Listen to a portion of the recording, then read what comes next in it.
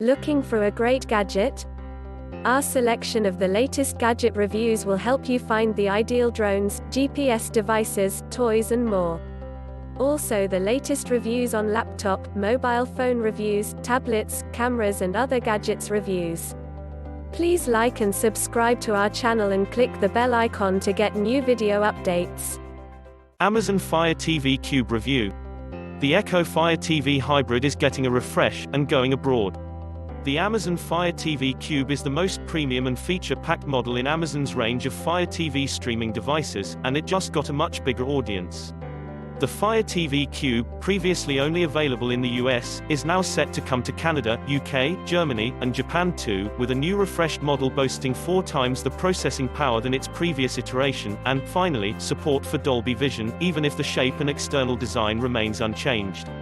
But hey, the rollout to other territories seems as good a time as any to update the Cube specs. The Fire TV Cube itself is a blend of Amazon living room technologies, combining the strengths of Fire TV's streaming services with the convenience of Alexa's voice controls. Part speaker, part streaming box, the Fire TV Cube seeks to cut down the number of gadgets in your home, while ensuring those that remain are Amazon-made devices. The result is an intrepid experiment in the future of home entertainment, one in which voice can, and rightly should, replace the remote. As a streaming video player, it offers a fairly robust set of features and its brawny hardware allows for 4K HDR streaming, with the new model adding the Dolby Vision support it clearly needed. In the end, it's not the hardware or the feature set that limits the Amazon Fire TV Cube, it's Alexa that time and time again proved to be the biggest help, and the biggest fault, of Amazon's big venture into voice-controlled video territory. We'll be updating this review when we get proper testing time with the new Fire TV Cube, but for now you can watch the exact pricing and release date for the old new models, as well as what we thought of the original in our Fire TV Cube review.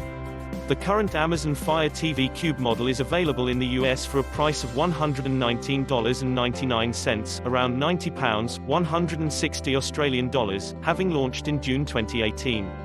The new model retails for the same $119 in the US, $149 in Canada, and £109 in the UK, with models also releasing in Germany and Japan.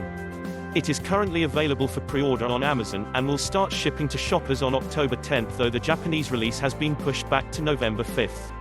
Before we push on, we should state 2 clear caveats to this review.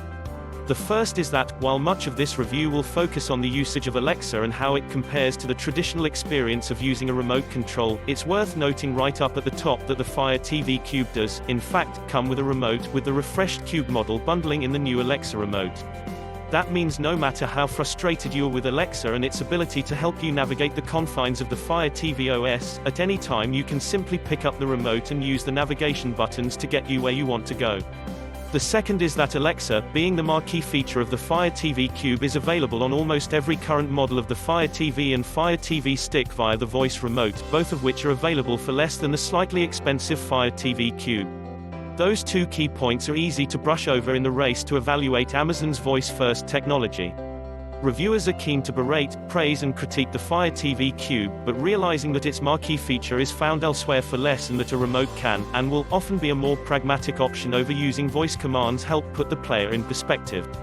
Of course, that said, simply having the option to shout voice commands at a small, box-shaped player without a remote in hand is the unique selling point of the Amazon Fire TV Cube, and with its 8 far-field microphones, the Fire TV Cube is incredibly good at picking up what you're putting down, as good or perhaps even better than the Amazon Echo Show or Amazon Echo are at the task. To indicate that Alexa is listening, the Fire TV Cube has a glowing blue LED that sits along the top edge of the device, above which you'll find 4 control buttons for muting, raising and lowering the volume and paging Alexa. The sides are covered with a reflective black plastic that can smudge easily if you're too handsy while placing the system near your TV. Speaking of placement, you'll need to be rather judicious when integrating the Fire TV Cube into your home theater setup. It can't be too close to your speakers lest they overwhelm the built-in microphones, but still needs to be within line of sight for your soundbar, AVR and TV, as it will need to control those via a multi-directional infrared blaster and HDMI CEC. While that may sound like a trying process, it can be done relatively quickly, and once you're through it, you'll have a competent control center for your home entertainment setup. Alexa, through its technological wizardry, can change the input of your TV, raise or lower the volume of your soundbar and change the channel on your set-top box using only voice commands, and while the result isn't revolutionary, it helps make the Fire TV Cube a comprehensive package and one we found ourselves enjoying, even when Alexa, inevitably, let us down. Once you're set up, it's time to browse the streaming player's pool of content, which, thankfully, is a fairly deep aquifer. You'll find Netflix, HBO, Starz, Hulu, PlayStation Vue and Crackle, alongside smaller services like the CW, NFL Network, AMC and more, with new services added regularly. That said, Amazon's own platform Amazon Prime Video takes center stage here. It's something you'll run into time and time again, and while Amazon has taken serious steps to highlight content from its other partners, you can't escape the cloying feeling that Amazon Fire TV Cube is just another way to sell Prime subscriptions. If you're a Prime subscriber already, that won't particularly bother you. You'll find few areas that you can't access and few shows and movies on the various home screens that you can't watch. If you aren't, however, the Amazon Fire TV Cube might not be the best fit and you should instead turn to Roku for a more service-agnostic streaming box. Lastly, it's worth noting that Amazon Fire TV Cube has the ability to play some light games as well. The games are usually akin to what you'd find on the App Store or Google Play Store, which makes sense as Fire TV OS is a variation of Android, but Amazon's offerings are smaller in number and lesser in quality to what you'd find on, say, the Apple TV 4K or Nvidia Shield, both of which offer high-quality but still ephemeral games. As far as performance goes, the Fire TV Cube is a pretty tough competitor, capable of playing back 4K Ultra HD content at 60 FPS with HDR10 support and Dolby Atmos for audiophiles looking to immerse themselves in a movie or TV show's soundtrack. The original Fire TV Cube used a quad-core ARM Cortex-A53 1.5 GHz CPU, Mali 450 MP3 GPU and Amlogic S905Z SoC to produce stunning visuals and fast load times throughout the OS, which should only get better and faster with the new model's Hexagon processor. Going from a show on Netflix, back to the home screen and into a movie on Amazon takes a matter of seconds on a 15 megabits per second or higher Wi-Fi connection, with basically zero pop-in issues along the way. Hop on a 4K HDR show like All or Nothing, Manchester City or The Grand Tour, and you'll be treated to a visual showcase of what the Fire TV Cube can do. The opening trailer for The Grand Tour shimmers as scenic vistas and million-dollar cars race past the screen, while the cerulean blue of Manchester City's jerseys radiate ravishing color tones. Of course, finding 4K HDR content isn't always easy. So, should you find yourself watching HD, SDR videos, the Fire TV Cube does a good job working with your 4K TV to upscale them for the higher resolution, often causing them to look just as good as if they were in native 4K. On several occasions we were convinced what we were watching was actually 4K HDR when in fact it was just regular upscaled HD.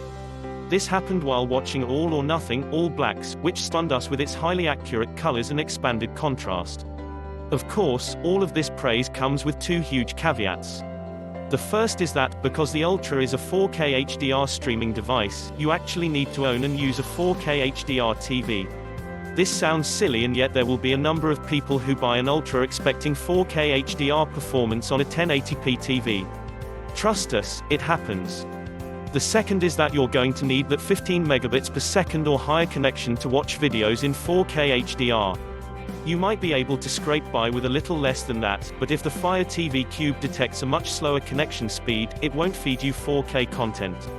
Our experience with the original Fire TV Cube was let down by the lack of Dolby Vision support, and it seems like Amazon has listened. The new model coming this year will have Dolby Vision support, meaning the Cube can now compete with the likes of the Apple TV 4K by offering Atmos and Vision in one package. Dolby Vision offers a slightly better version of high dynamic range that supports brighter TVs and masters content on a scene-by-scene basis rather than using a set range for the entire film or show. Just as important as solid video reproduction skills is the Amazon Fire TV Cube's ability to host Alexa, Amazon's smart assistant. We've seen Alexa on a half-dozen platforms in the past, often only in audio form, but none of its prior iterations have shined as brightly as the Fire TV Cube, which offers the perfect homestead for the smart assistant. We call it perfect because a big screen TV gives visual cues in addition to the audio you'll hear on other platforms, a crucial component once you've experienced it. Having a screen means you'll be able to see products before you buy them if you use your Amazon devices for shopping, seeing the lyrics for any song you play on Prime Music and showing you all of your options when you search for shows and movies on Prime Video. More than simple convenience, having a video component opens a plethora of new skills. If you have a compatible smart camera, you can use the Amazon Fire TV Cube to show you a live video stream of what your camera is seeing. If you want restaurant recommendations or movie times, those too will pop up on the screen, alongside their ratings and distance from your home. Alexa could certainly do all of this via voice, but having a screen to display visual information radically improves the usability of the system. Unfortunately, however, Alexa is still in development and its interpretation and navigational skills are sometimes, well, lacking. One example of that happens when you go to watch Netflix. You can absolutely ask Alexa to open the Netflix app, but if you have multiple accounts set up, you won't be able to use your voice to select your particular account and will need to locate your remote. Something similarly irksome happens when the Fire TV Cube goes into sleep mode. If you pause video for a few minutes, the Fire TV Cube will stop all video that's on screen and turn on a screensaver. When you return, you can't ask Alexa to resume what I was playing, and must go back and locate that content. That's easier said than done for shows like, say, Stranger Things, but far more difficult if you're watching a show with a long title. Making matters worse, Alexa, for all its advancements in the last few years, still requires precise language to operate. To start an episode from the beginning, you can't, Alexa, start this episode over, and must always say, Alexa, start over, to get the result you want. It's that way for fast forwarding or rewinding or playback controls of any sort. You either need to say it in Alexa Speak or pick up your remote and do it yourself. In Amazon's press conference for the new model, the voice assistant still struggled to understand commands, taking more than one attempt to find the service or episode being looked for. We were treated to such reassuring words as, "It usually works."